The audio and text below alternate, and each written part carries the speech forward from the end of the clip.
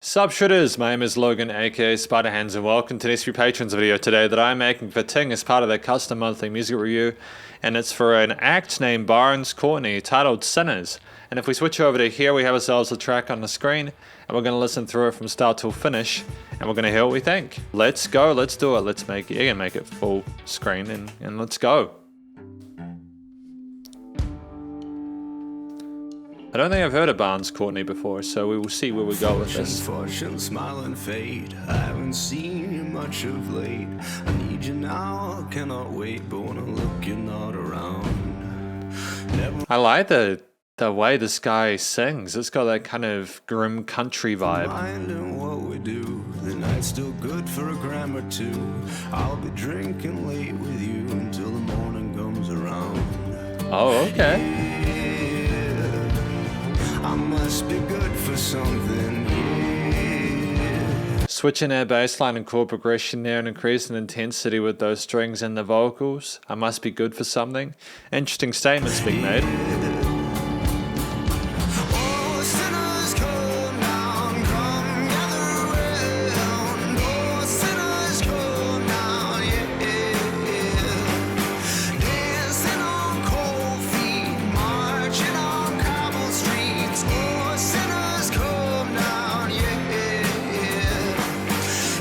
I like the fact where the clap claps. I like where the clap claps is an alternative to a snare drum. It's almost like there's a crowd of people sort of dancing around or praising or being around Barns Courtney as they sing. I like that sort of camaraderie, that sense of community within the song.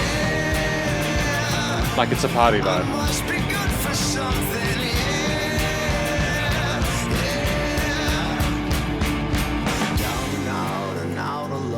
Spinning, but the needle's stuck.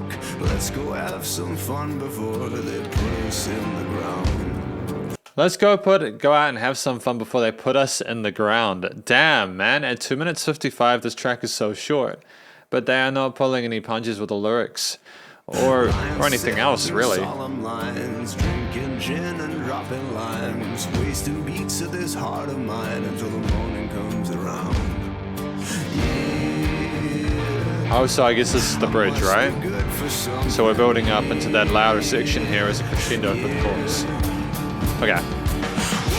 Those little tom fills as well. Do do do do do do do. I like that. I like that pep there. I like the fact that not everything is the same loudness. I like that there is dynamic range and there's a care with the performance.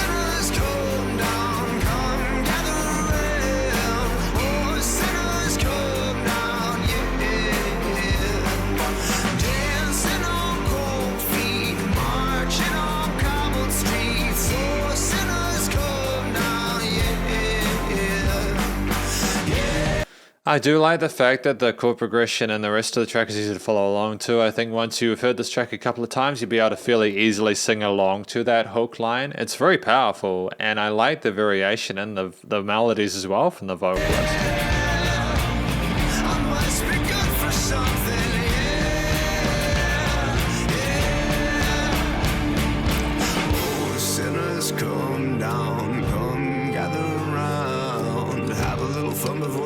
In the ground, yeah.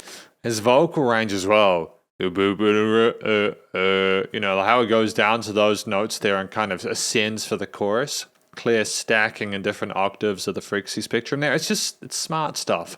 It's fundamentals, but like, again, when you nail them, it's powerful music. Again, raising up that octave for here, going into that head voice.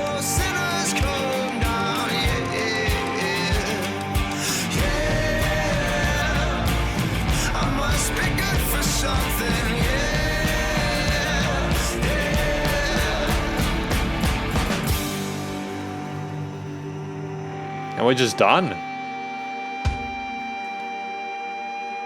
done. Barns Courtney.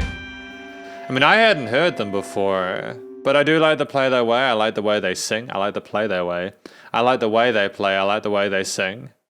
Great sort of personality there. It's a fantastic vibe overall. Great choice. And this is the conclusion of my review of Barns Courtney with Sinners. What do I think the song is about? I think it's about people who accept and admit they aren't perfect, gathering together to make the most of life before they get put in the ground. I don't know whether this is specifying something to an actual thing that happened, like maybe these were like really bad people who like completely screwed things up and they had one last sort of shot before they went out there, or maybe this is just general people who are imperfect, who are just going to make the most of their life while they have the opportunity to do so. You know, I think that either way, it's totally sort of palatable. I think that it's a really great story that a lot of people are going to be able to sort of vibe along to. I think it's dope. You know, I think that Barns Courtney as a singer is fantastic, got great vocal technique, comfortable in head and chest voice, really sexy sort of kind of way of voicing and expressing themselves, especially in their low end with a little bit of vocal fry down there in their deep range there, but ascending again with the guitars and everything else in that sort of hook section. I think that's great. It's just, again, like I mentioned it being sort of 101, but really you cannot understate how important those basics are, and having a different range for two sections helps to sort of differentiate them. Helps to, especially because people generally remember a higher range male vocalist better than a lower range one, and part of that is because when the male's sort of vocals are higher, they're more sort of distinct from like the bass and the drums and guitar stuff and everything like that. But of course you have things sort of like empty out a little bit in those verse parts and quieten down, so that's why his vocals are more easy to understand than the verse parts. It's also an excuse just to have a different way of approaching the verse parts instrumentally, you know, because the theme behind his vocals with the way he sang those really catchy melodies and all those, I think there were some backing vocals as well that were like rolling around with the chord progressions with a little bit of tension on the fourth note. There was rolling some like minor 7 flat 5s or something like that. A little bit of tension. That last one was the theme itself, rolling with those sort of steel string guitars, a bit of bass and drums and strings and other elements there. I think it had that sort of country rockish kind of vibe there that I think is well respected and well adored by people. It's, you know, and I think as long as you can do it justice and do it faithfully to the genre and sort of like don't take itself too seriously unless you really want to go for that sort of track, I think it works absolutely fine. I think there was lots of variation to the way the drums played. I like the different fills that we had going into it, the 8th and 16th note grooves on the toms to the hi-hats and sort of the standard kind of chorusy kind of drum chops that they were playing there. I think that the guitar parts coupled well with the vocals and the way that Barnes sang, they emulated some of the bass lines they were sort of singing along to, some of the scale modes really well, but also rose with a bit of distortion, a bit of grit in those chorus parts to just kind of to sort of differentiate and space things out.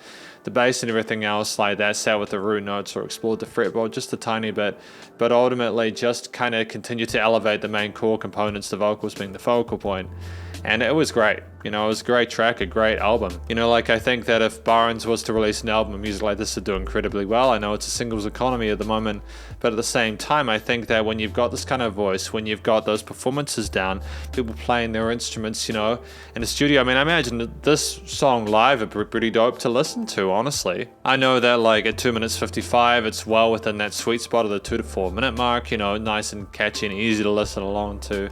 I'm sure, again, once you heard that hook line a few times, you'd be vibing and humming along to it. I think that it was great that we had different bass lines and different chord progressions for each part. You know, I know that the bridge and the chorus were quite similar and that they are sort of, the chorus is more of a sort of a more dynamic extension of the bridge, but you know, it just having 2 chord progressions in a track that's this popular is pretty huge. There were little woodwinds as well that I heard occasionally in the later stages, just a short little bit of extra development there that I really appreciate. It wasn't necessary though. We didn't really have enough space or real estate for like a dedicated solo or instrumental section. I think for a storytelling, it was absolutely fine. That verse chorus structure again did it wonders. It makes it easy to follow along to and sort of interact with. And I think this would be a track that would be good for active as well as passive listening. There was not no doubt of pace in regards to the performance itself, and I think that the performance was captured well in terms of the production, recording, mixing, and mastering, which was, you know, sensational. I think that we really nailed the aesthetic there, that sort of country rock kind of vibe there with the way things were recorded in a live take. It's fantastic to have the vocals recorded, filtered, and EQ'd the way they were. They sound nice and clear and crisp in the mix with very little sort of modulation on that. I enjoyed the way the guitar sounded nice and natural. The drums had a sort of modest, sort of subtle feel to them, which allowed for a bit of sort of extra oomph when they did build up and sort of test the compression a little bit on that. The bass and the backing harmonies and the sort of the woodwind that was there occasionally and everything else, they were fantastic too, and they were nicely panned when they needed to be in the stereo field, nice and wide when they needed to be. The mix sounded huge, especially because it was, while the arrangement wasn't super complicated, things were staged in various octaves or frequency ranges in order to make it bigger, while they having to sort of have any sort of weird resonant frequencies there. I think ultimately the only other thing I sort of want to talk about with this is that the limiting compression was done really well. The leveling was fantastic, and it had a nice sort of professional sort of commercial vibe to it, without being sort of cheesy or cheap or tacky sounding. It seemed like Barns Courtney really cared about what they were singing about. And while I can imagine that like this is an earworm that would potentially get old after a little while, the first dozen or so listens are going to be incredibly pleasurable. And this is effectively my SP Patrons review of Barns Courtney with Sinners. Hopefully you enjoyed it. If you did, please do go check out their various social medias and their YouTube page, and stay cool, stay safe, and please remember to support your local musicians and artists at this point in time, as they need the help more than ever with all the crazy stuff going on in the world. And I'll catch you in the next SP Patrons video. Spiderhands out.